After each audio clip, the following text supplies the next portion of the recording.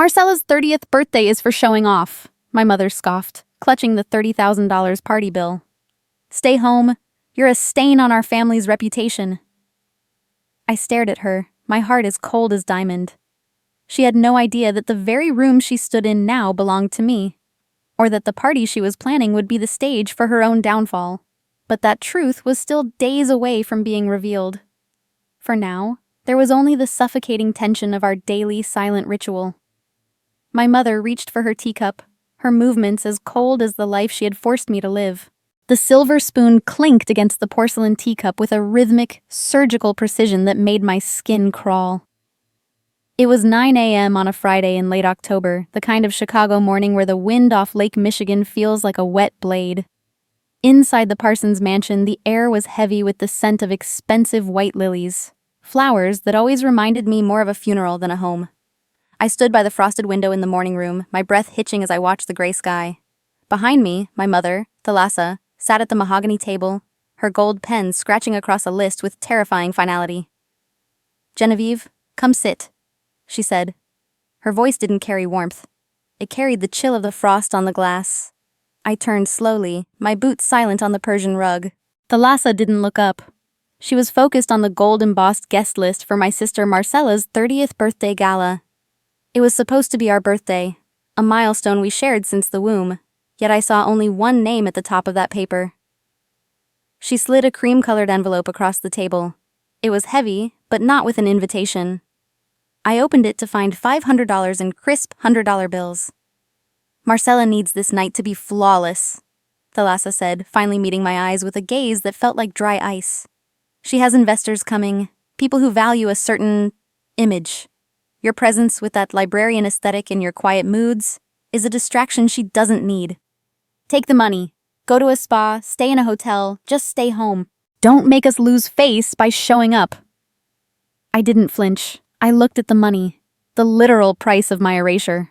For years, I had played the role of the difficult twin, the shadow to Marcella's son, simply because I preferred books to baccarat and silence to scandal. I remembered a stoic truth I'd once read. The best way to handle an injury is to refuse to be like the one who caused it. I didn't argue.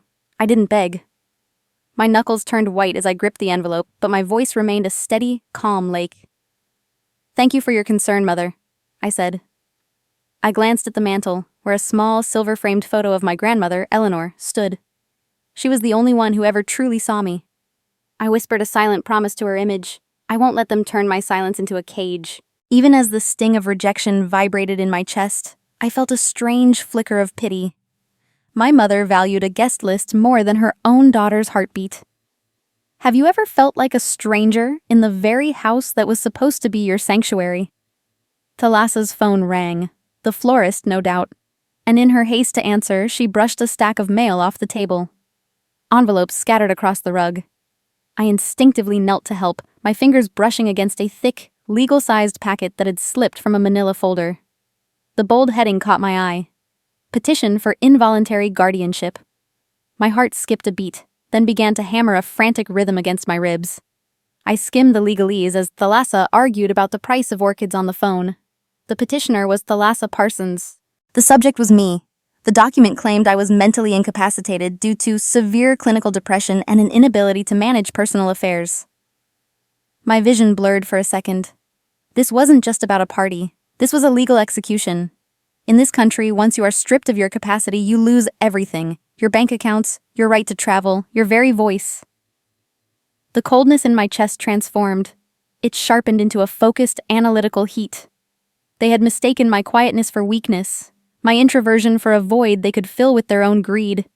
They were planning to lock me away to seize the assets my grandmother had left specifically to me.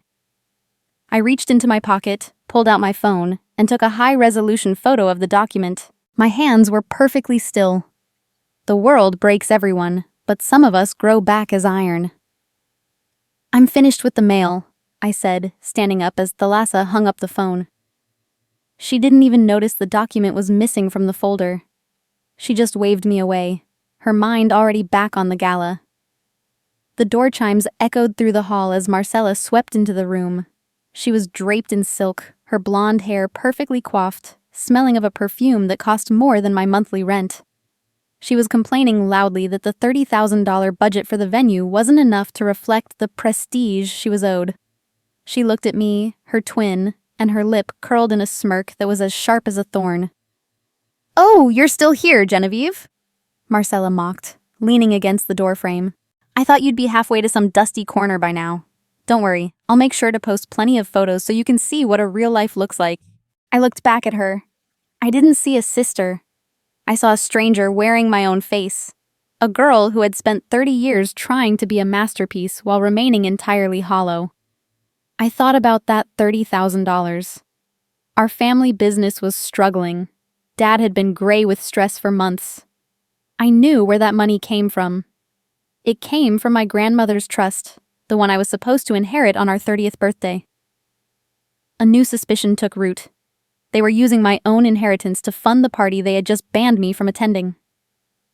"I'll respect your wishes," I said, my voice calm, almost hollow. "I won't be at the party." The relief on their faces was instantaneous. A victory they hadn't earned.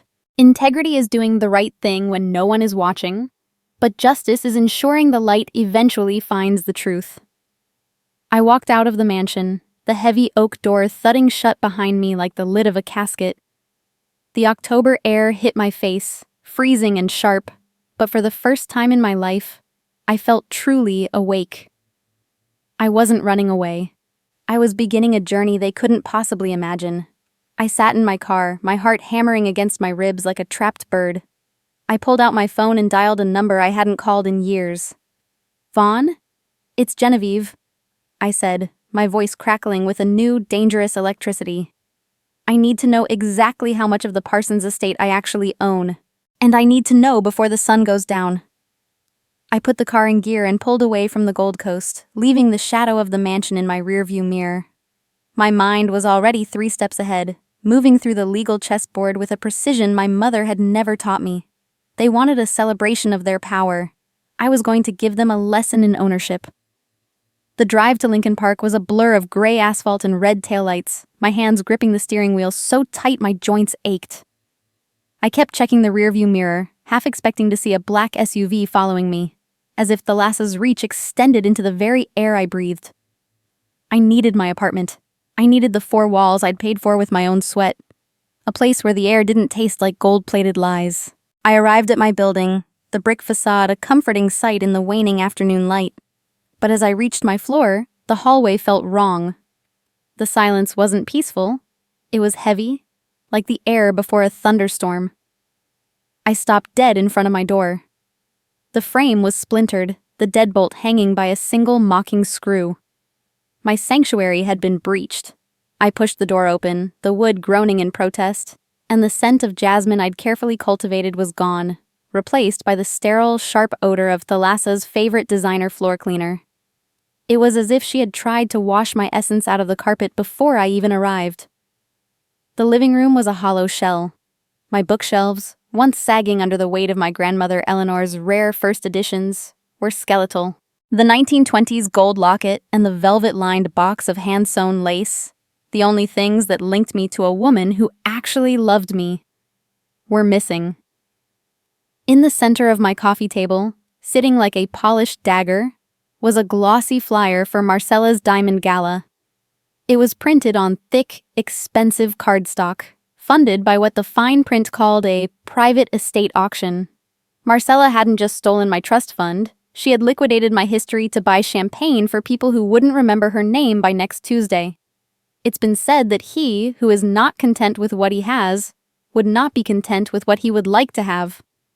My sister was an empty vessel, a black hole of vanity trying to fill her void with the pieces of my soul. I stood there, the splintered floor beneath my feet, feeling a grief so sharp it bypassed tears and went straight to my marrow. I knelt on the floor, my fingers brushing against a small, torn scrap of paper. It was a page from a poetry book Grandma Eleanor used to read to me, the edges jagged from a hurried hand. It spoke of resilience, of the oak that bends but does not break. I pressed the paper to my chest, my eyes closing as I whispered a promise to the empty room. "I will get them back, Grandma. Not for the gold, but for the soul you left in them." My anger wasn't a fire that burned out. It was a quiet, disciplined heat that forged steel. I didn't call the police. I knew Thalassa's influence in this city. A family dispute would be buried before the report was even filed. Instead, I drove downtown to the wood-paneled office of my father, Barnaby. The building smelled of cedarwood and old money, a scent that used to mean safety when I was a child. Barnaby sat behind his massive oak desk, his eyes weary, looking like a man who had spent 30 years drowning in his wife's ambition. He looked up, startled, his hands trembling as he shuffled a pile of spreadsheets. "Genevieve, what are you doing here?" he asked, his voice a brittle reed. I didn't attack him. I didn't scream about the apartment or the stolen books. I placed the guardianship papers I'd photographed at the mansion on his desk. "Dad, Thalassa is trying to erase me. She's trying to declare me unfit so she can take everything Grandma left me. Please tell me this isn't what you wanted. We are family, not a corporate merger." I appealed to the man who used to tuck me in and tell me stories about the stars. I needed to know if there was a single shred of the father I remembered left inside that tailored suit. Barnaby sighed, a long, hollow sound that I mistook for empathy. He reached out and touched my hand, his palm cold. "Thalassa is... She's just stressed about the party, Genevieve. She worries about you. She thinks you're fragile." He leaned in, his voice dropping to a conspiratorial whisper. "Give me your therapist's contact and your recent medical history. I'll hire my own experts. I'll disprove her claims in court. I'll be your anchor, I promise." To be betrayed, one must first trust. I wanted to believe him so badly that the hope felt like a physical weight in my throat. I handed him the information, a final olive branch offered to a man I thought was my harbor.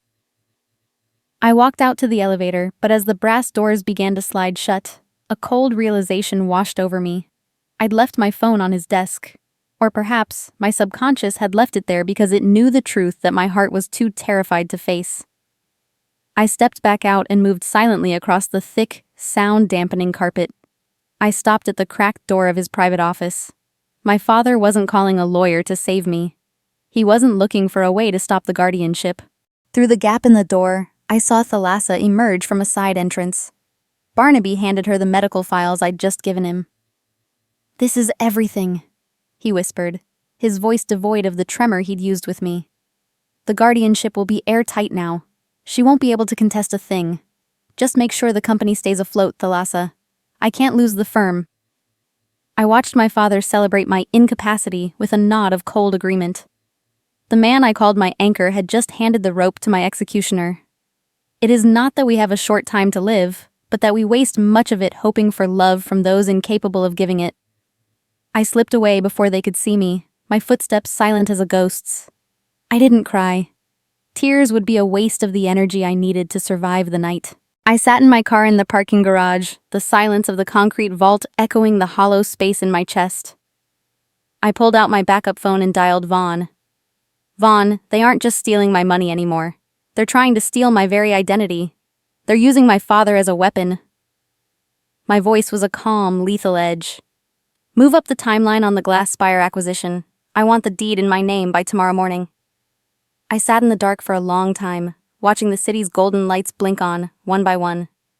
Each light represented a home, a family, a life, things I no longer had in the way I once understood them. But in that void, I felt a strange, chilling power. When you have nothing left to lose, you finally become dangerous. If you've ever looked into the eyes of the person you trusted most and seen a stranger, you know that the pain doesn't kill you. It just turns you into someone they'll never be able to handle. The sun began to set over the Chicago skyline, the orange light reflecting off the skyscrapers like a city on fire. I put the car in gear, my mind already calculating the legal moves needed to checkmate a queen who thought I was still just a pawn. I felt the cold comfort of being truly alone. I wasn't just Genevieve, the forgotten daughter. I was the storm they never saw coming on the horizon. The hum of the servers in Vaughn's legal suite sounded like a swarm of angry bees, a low-frequency vibration that rattled my very bones. Monday morning in that Chicago loop was a frantic blur of suits and sirens, but inside this high-tech sanctuary, time felt frozen. I sat in a deep leather chair, my eyes fixed on the four massive monitors that dominated the wall. The blue light reflected off Vaughn's glasses as his fingers flew across a mechanical keyboard, the rhythmic clicking the only soundtrack to my systematic annihilation. I wasn't just losing my family, I was losing the evidence that I had ever existed. Vaughn stopped typing, his jaw set in a grim line.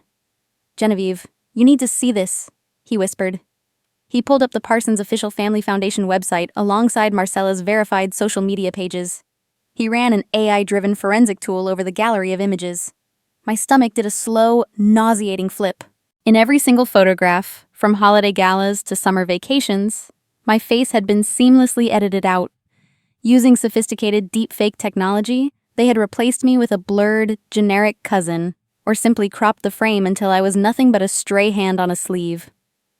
Even the group shot from our graduation, a moment I thought was sacred, had been altered to show Marcella standing alone, the sole miracle daughter of the Parsons dynasty. The erasure was clinical and absolute. They weren't just hiding me from a party. They were scrubbing my existence from the digital record of the world. By making me a ghost, they were preparing the stage for the guardianship hearing. To an outside judge, I wouldn't be a daughter with a grievance. I would be a disturbed shadow, with no history and no voice. I looked at an empty space on the screen where my smile used to be in a photo from my 21st birthday. A truth settled into my marrow. The most common way people give up their power is by thinking they don't have any. I hadn't been forgotten. I had been edited, but editors often forget that the original manuscript, the one written in blood and memory, still exists. Vaughn shifted the focus to the Parsons corporate accounts, the screen filling with the cold, hard logic of spreadsheets. We tracked the $30,000 spent on the Diamond Gala venue at the Glass Spire. The trail wasn't a winding path. It was a straight line leading directly to my private trust fund. He pointed to the digital metadata of the transaction. The signature was authorized via an IP address linked to your mother's home office, Thalassa's lair, Vaughn explained, his voice tight. But the two-factor authentication phone call was made using your father's credentials. This is wire fraud, Genevieve. It's a federal offense. I felt a flicker of profound sadness, a dull ache that had nothing to do with the money. I would have given them that $30,000 if they had just asked with a shred of honesty. I would have handed them my last dime to save the family firm if they had treated me with an ounce of dignity. Kindness isn't a weakness, yet they had treated my heart like an open vault they could pillage at will. Vaughn looked at me with a newfound respect, a silent acknowledgement that the quiet twin was actually the strongest person in the room. "They think you're playing checkers, Genevieve," he said. "They don't realize you're the one who owns the board." We began the process of gathering the compression, compiling every forgery and every lie into a legal dossier that would be impossible to refute. Vaughn leaned back, a strategic glint in his eyes. He revealed a critical piece of intelligence he had unearthed during the weekend. The parent company of the Glass Spire was facing a hostile takeover due to massive unserviced debt. I checked my private portfolio, the one my grandmother had helped me build in secret since I was 18. Eleanor's secret investments weren't just random stocks, they were specifically geared toward real estate holding companies. I realized then that I held the very debt that was crushing the venue Marcella so desperately wanted to use to crown herself queen. I decided to use the very resources my family had tried to hide from me to acquire the building. I remembered the teaching that you have power over your mind, not outside events. Realize this, and you will find strength. My mind was my only weapon, and it was perfectly sharpened for the task at hand. I authorized Vaughn to move 40% of my liquid assets to initiate the debt-to-equity swap. I wasn't just going to the party as a guest. I was going to be the reason the doors opened and the lights stayed on. I looked at my reflection in the dark office window. My face was still there, etched in the glass, even if Marcella's Instagram said I was a phantom. Before I left, Vaughn paused, his hand hovering over the desk. "Genevieve, with this evidence of wire fraud and identity theft, we could call the FBI right now. Why wait for the gala?" I adjusted my coat, the cold of the Chicago wind already calling to me through the glass.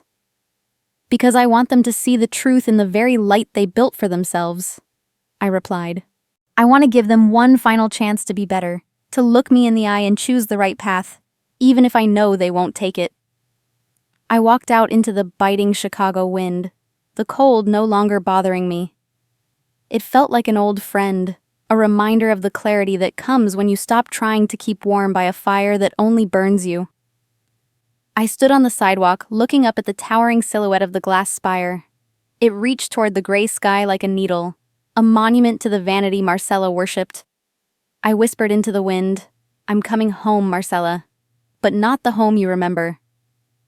I stood in front of that towering glass structure, the lights of the city dancing on its surface like a million broken promises. The digital clock on the wall of the private investment club ticked with a cold, rhythmic finality that echoed the beating of my own heart. Outside the window, Chicago was a sprawling grid of gold and electric blue, its citizens oblivious to the tectonic shift in power occurring within these 4 velvet-lined walls. I sat in a high-backed leather chair, my eyes locked onto the progress bar on Vaughn's laptop. Millions of dollars, my grandmother's legacy, hidden in plain sight, were moving through the ether. It was the silent language of the modern world, a series of ones and zeros that would soon rewrite the hierarchy of the Parsons family. Vaughn leaned back, the blue light of the screen catching the sharp edge of his smile. "The parent company of the glass spire defaulted on their mezzanine loan at midnight," he said, his voice dropping to a low, tactical hum. "By purchasing that debt through your private LLC, Genevieve, you've just triggered the conversion clause. You now hold 51% ownership of the equity." I sat perfectly still, letting the weight of his words settle. For 30 years, I had been the daughter begging for a seat at a table that didn't want me. In an instant, I had become the landlord. I didn't feel the rush of adrenaline I expected. Instead, a profound, stoic clarity washed over me. True wealth is not about how many things you possess, but about how few wants you have. I didn't want the marble floors or the crystal chandeliers of this building. I simply wanted the safety and respect that my family had spent a lifetime refusing me. By securing this deed, I wasn't just acquiring real estate. I was building a fortress where their cruelty could no longer reach me. We spent the next hour ensuring every document was filed with the Cook County Recorder of Deeds. The takeover was hostile by business standards, but under Illinois law, it was a masterpiece of legal precision. 48 hours before the gala, I stood on the rooftop terrace of the glass spire. The wind off Lake Michigan whipped at my coat, carrying the scent of winter and salt. Below me, the city hummed with a frantic energy I no longer felt a part of. Workers were already scurrying across the terrace, hauling 30-foot floral arrangements and stringing thousands of fairy lights. I met Sterling, the building manager, near the glass railing. He looked at me with the polite confusion usually reserved for a stray guest until Vaughn handed him the newly minted ownership papers. Sterling's eyes widened, his posture straightening instantly as he realized who was standing before him. I walked past the catering crates, my eyes catching on a box of vintage champagne. Bottles Thalassa had purchased using the very trust fund money she had stolen from me. I ran a gloved hand over the cold glass of a bottle, a bittersweet ache blooming in my chest. It is often easier to forgive an enemy than to forgive the family members who were supposed to love you. I still loved the mother who used to brush my hair, but I could no longer respect the woman who had chosen greed over her own blood. "Proceed as planned, Sterling," I said, my voice carrying clearly over the wind. "I want the party to be flawless. Marcella deserves to have the night she's dreamed of, right up until the moment the dream ends." Sterling hesitated, his gaze shifting to the opulent setup. "Ma'am, would you like me to cancel the reservation for the Parsons group? We could lock the doors right now." I shook my head slowly. My grandmother always taught me that you don't burn down a house just because the people inside have lost their way. You simply wait for them to leave so you can begin the long process of cleaning the rooms. I spent the evening sitting in the darkened executive lounge, the city lights shimmering below like a sea of broken promises. For 3 decades, I had been the ghost of the Parsons family, a silent observer of their vanity. Now, the ghost had become the foundation of the very sky they stood upon. I wasn't doing this for the sake of a petty revenge. I was doing it to draw a line in the sand, a boundary that should have been set the moment they first tried to make me feel small. A person who no longer fears the social death others threaten them with is finally, truly alive. Vaughn approached me, handing over the master dossier. It was a heavy leather binder containing the undeniable proof of the guardianship fraud, the AI-driven identity erasure, and the digital trail of the trust fund theft. "Are you ready, Genevieve?" he asked softly. I looked at my reflection in the polished black marble of the elevator doors. I didn't see the shy, retreating girl Marcella used to mock. I saw a woman who had finally found her voice. "I've been ready since the day they told me to stay home," I replied. Before leaving, I turned back to Sterling. "I want the staff's holiday bonuses doubled for the night of the gala," I instructed. "I'll be paying for it out of my personal account." Sterling looked surprised, but I simply nodded. My family's drama shouldn't be a burden on the people who actually do the work. It was a small gesture of the humanity Marcella had traded away for likes and followers. I wanted to lead with the heart that my sister had long ago replaced with stone. I adjusted my coat against the biting wind, feeling the weight of the keycard in my pocket, a plastic talisman that now commanded the entire Chicago skyline. I turned away from the lake, the elevator doors closing with a soft, final chime. "Sterling," I said through the intercom as the car began its descent. "Make sure the guest list remains exactly as Marcella requested. I want every one of their important friends to be in the room when the truth finally comes to light." I looked at my hands. They were perfectly still, a silent testament to the storm I was bringing to the Gold Coast. The grand ballroom was a shimmering sea of diamonds, heavy silk, and the kind of false smiles that only millions of dollars can buy. I entered through the service entrance, moving through the polished corridors like a shadow in my own house. I had chosen a simple, floor-length black silk gown, the color of mourning for the family ties I was about to sever forever. To the 200 socialites sipping vintage champagne in the main hall, I was invisible. To my mother and sister, I was supposed to be a memory already being erased. Have you ever walked into a room where everyone is celebrating, yet you feel like you're attending your own funeral? I slipped into the executive vanity lounge near the ballroom entrance, the thick carpet swallowing my footsteps. From behind the marble partition, I heard a sharp, nasal laugh that I knew better than my own name. Marcella was there, surrounded by her inner circle of hangers-on. "The $30,000 gala is just the opening act," she bragged, her voice dripping with triumphant vanity. "Once Mom finishes filing the guardianship papers tomorrow morning, Genevieve becomes a ward of the state. We'll have her trust, her apartment, and she'll be safely tucked away in a private wellness facility where she can't embarrass the Parsons' name anymore." My breath hitched in my throat, but only for a second. I didn't feel the panic I once would have. I remembered a piece of wisdom. Whenever you are shocked by someone's lack of soul, ask yourself if it is possible for the world to be without such people. It isn't. It is their nature to be predators, just as it is my nature to be the barrier they cannot break. A deep, hollow sadness washed over me for my sister. Marcella was so obsessed with owning my life that she had completely forgotten how to build a soul of her own. I whispered to the empty air, "I would have shared everything with you, Marcella, if only you hadn't tried to take it all by force." I stepped out of the executive wing and into the main hall. The lights of the massive crystal chandeliers danced off the glass walls, but the atmosphere felt claustrophobic. I was spotted almost immediately. Thalassa was holding a glass of champagne, holding court near the stage. When her eyes found me, her face turned a shade of bruised purple that no amount of designer foundation could hide. She didn't scream, she was too obsessed with her face for that. Instead, she gave a subtle, predatory nod to 4 private security guards standing by the elevators. The trap closed with terrifying speed. Thalassa and Marcella flanked me, pushing me toward a quiet alcove as the security team blocked the exits. "You were told to stay home, Genevieve," Thalassa hissed, her eyes like 2 cold stones. "But this actually works out perfectly. We have a doctor and an ambulance waiting in the loading bay. You're clearly having a manic episode by showing up here uninvited after we expressed concern for your health. The guardianship paperwork is already in motion. Tonight is the last night you'll ever be a problem for this family." A man in a crisp white coat, a corrupt psychiatrist I later learned Thalassa had paid off, approached with a leather kit. He began preparing a sedative, his movements clinical and cold. This was the antagonist counterattack Vaughn had warned me about. They weren't just kicking me out. They were physically attempting to abduct me under the guise of medical necessity. I looked into my mother's eyes and saw only the cold calculation of a business merger. There was no mother left in her, only a liquidator.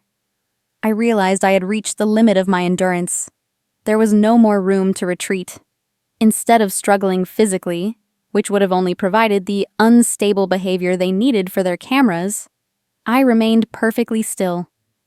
I looked at the security guards, my voice carrying a quiet, resonant authority that stopped them mid-step. "Gentlemen," I said, my gaze steady. "I suggest you check your company emails or radio your supervisor before you lay a hand on the woman who signed your paychecks 3 hours ago." The guards hesitated, looking at one another in confusion. I revealed that Sterling, the general manager, was already standing behind them with the hotel's actual security team. I didn't show them the ownership papers yet. I was saving that for the grand stage. I simply used the legal injunction Vaughn had filed an hour earlier, which legally barred Thalassa or Barnaby from making any medical decisions for me until a formal hearing. I turned to the psychiatrist, my voice a lethal edge. "A man who sells his signature to ruin a life is not a doctor. He is a clerk for the devil. Leave this building now, or your medical license will be the first thing I strip away tomorrow morning." The doctor's face went pale as he realized the legal ground had shifted beneath him. As the private guards were forced to back off by Sterling's team, I looked at Thalassa. Her mouth was open, but no words came out. "Mother," I said, the word feeling like ash on my tongue. "I gave you every chance to just be a parent, to just be a mother. Now you've forced me to be a judge." I walked past them, my head held high, leaving them frozen in the hallway like statues in a gallery of their own making. I reached the heavy velvet curtains behind the main ballroom stage. My heart was thumping a rhythmic cadence against my ribs, but my mind was as cold as a mountain stream. I reached up and tapped my earpiece. "Vaughn," I whispered, "change the projection sequence on the main screens. I don't want to just win tonight. I want every person in this room to see exactly what they've become." I felt the cold air of the stage on my skin, the roar of the crowd's muffled applause through the curtains sounding like the crashing of an incoming tide. The velvet curtains felt heavy and cold against my hands, a final barrier between the shadow I had been forced to be and the light I was about to claim.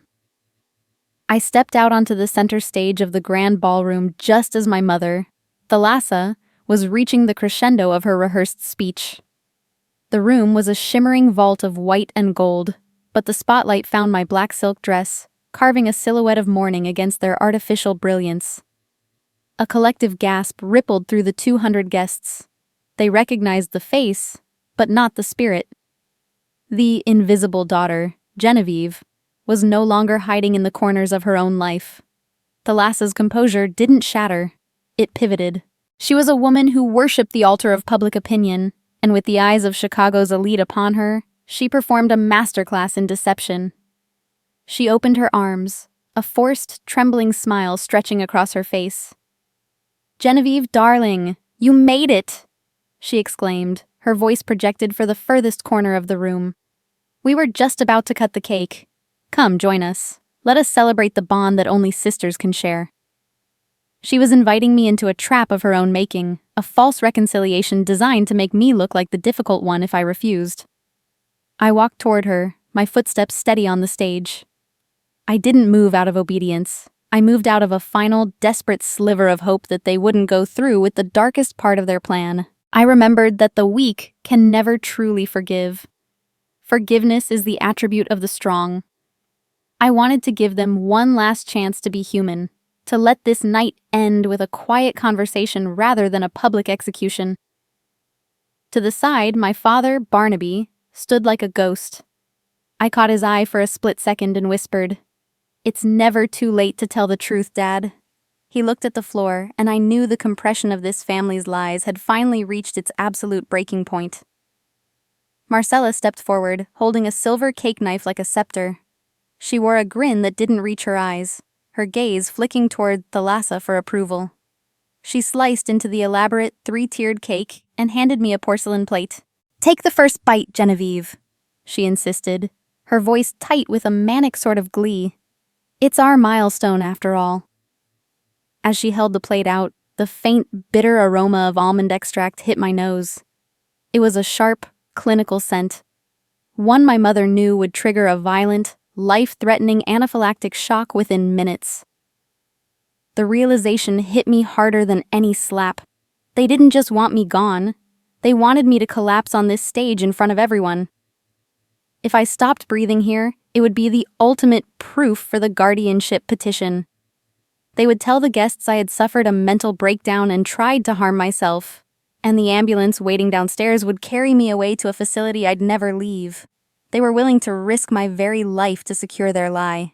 It was a betrayal so absolute that it turned the remaining warmth in my heart into a cold, hard diamond of resolve. Character is how you treat those who can do nothing for you, and they had treated me like a nuisance to be exterminated. I held the plate, the weight of their hatred feeling heavier than the fine china. I didn't eat. I simply looked at Marcella, challenging her with a gaze that refused to blink. It's your birthday, Marcella. The first bite belongs to the one who truly earned this party, I said, my voice amplified by the microphone near the podium. As she hesitated, her eyes darting toward the exits in a sudden panic, I tilted the plate just enough. The cake slid off, landing directly on the sleeve of a nearby waiter, the very psychiatrist Thalassa had hired to abduct me. The distraction was instantaneous, a minor chaos that gave me the opening I needed. Marcella began to hiss an insult, her face contorting in rage, but I cut her off by stepping firmly toward the microphone. I realized that the quiet power I had cultivated must now be loud enough for the world to hear. The truth is like the sun. You can shut it out for a time, but it isn't going away. I looked directly at Thalassa, whose hand was trembling as she reached for my arm. You spent $30,000 of my stolen trust fund to poison me in a building I acquired this afternoon, I said, the words echoing through the silent ballroom. The irony, Mother, is as bitter as that almond extract. The room erupted in a low, frantic murmur. 200 socialites leaned forward, the sound of their whispers like dry leaves in the wind as they realized the scandal of the century was unfolding before their eyes. I didn't stop. I signaled to Sterling in the wings, my authority absolute. I don't want a scene, Thalassa. I want an ending. I announced to the room that the very charity the Parsons claimed to patronize had been defunded by my mother to pay for the vintage champagne they were currently drinking. I took back the moral high ground, not with a scream, but with a ledger. As Marcella tried to grab the microphone, her silk dress rustling like a snake in the grass, the massive LED screens behind us began to flicker. The guests pointed and gasped. The shadow ownership I had established wasn't just going to be a legal deed, it was going to be a confession. Looking back now, I see that this was the moment the Parsons dynasty truly died. It didn't end with a bang, but with the flicker of a screen. I leaned into the microphone one last time, my voice steady and cold. You all came here to celebrate a life, I said. Now let's see the one they tried to bury. The screen behind me pulsed once with a bright, blinding white light. Every guest in the ballroom shielded their eyes, and in that moment of collective blindness, the first grainy image appeared. It was a recording of the Parsons' home office, large enough for the entire world to see, and the voice of my mother discussing the price of my disappearance began to fill the hall. The grainy footage of the Parsons' home office flickered on the massive LED screens, a digital ghost manifesting in the center of the grand ballroom. My mother's voice, cold and stripped of its social veneer, filled the hollow silence of the hall. She was discussing the price of my disappearance, as if she were haggling over the cost of a used car. The silence that followed was absolute, broken only by the sharp, collective gasp of 200 people who realized they had spent the evening celebrating a crime. I stood center stage, Genevieve, finally and undeniably visible. The architecture of their lies didn't just crack, it dissolved in the blinding light of the truth.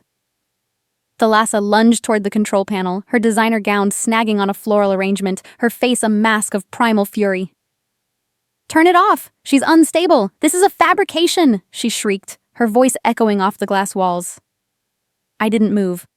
I watched her with the calm of a deep lake. "Mother, the only thing unstable here is the foundation of the world you built," I said, my voice amplified by the microphone I still held. "I didn't destroy your reputation. I simply stopped helping you hide who you really are." Under U.S. federal law, the evidence of wire fraud and identity theft was an open and shut case. I reached into my clutch and pulled out the bank records, the paper white as a flag of truce they had refused to sign. I looked at Marcella, who was trembling so violently her champagne flute shattered on the marble floor. Her social world was collapsing in real time. I stepped toward her, the space between us feeling like a canyon of 30 wasted years. "I would have given you a sister's love for free, Marcella," I whispered, the words intended only for her. "But you chose to steal my identity because you never bothered to build your own." My heart ached for the childhood we could have shared if she hadn't been taught that love was a zero-sum game. The heavy oak doors at the back of the ballroom swung open. Sterling entered, flanked by the Chicago Police Department and 2 federal agents. The room shifted from a gala to a crime scene in a heartbeat. Because I was now the legal owner of the glass spire, I looked at the lead officer and revoked the venue's authorization for the event. "The party is over," I announced to the room. "This gathering was funded by fraudulent means and the theft of my trust. Please leave quietly." The police approached the Lassa and Marcella, the silver click of handcuffs sounding like a final rhythmic punctuation to their dynasty. My father, Barnaby, emerged from the shadows of the stage. He dropped the medical file for Thalassa that he was holding, the papers scattering like dry leaves. "I can't go on anymore," he murmured, his voice breaking into 1,000 pieces. Right there, he confessed to the agents that he had been coerced into participating in the fraud. It was a moment too late, but a necessary step to restore the truth. Vaughn presented the signed acquisition papers to the crowd, proving that the Parsons were not just being arrested anymore. They were being driven out of the very society they worshipped. I remembered the truth that everything we hear is an opinion, not a fact. Everything we see is a perspective, not the truth. The city had seen a perfect family, but tonight, they saw the hollow, rotted shell. I felt no joy in their pain. There was no exhilaration in seeing my mother led away in tears. I only felt a quiet, heavy relief. The compression that had crushed my lungs for 3 decades had finally been released.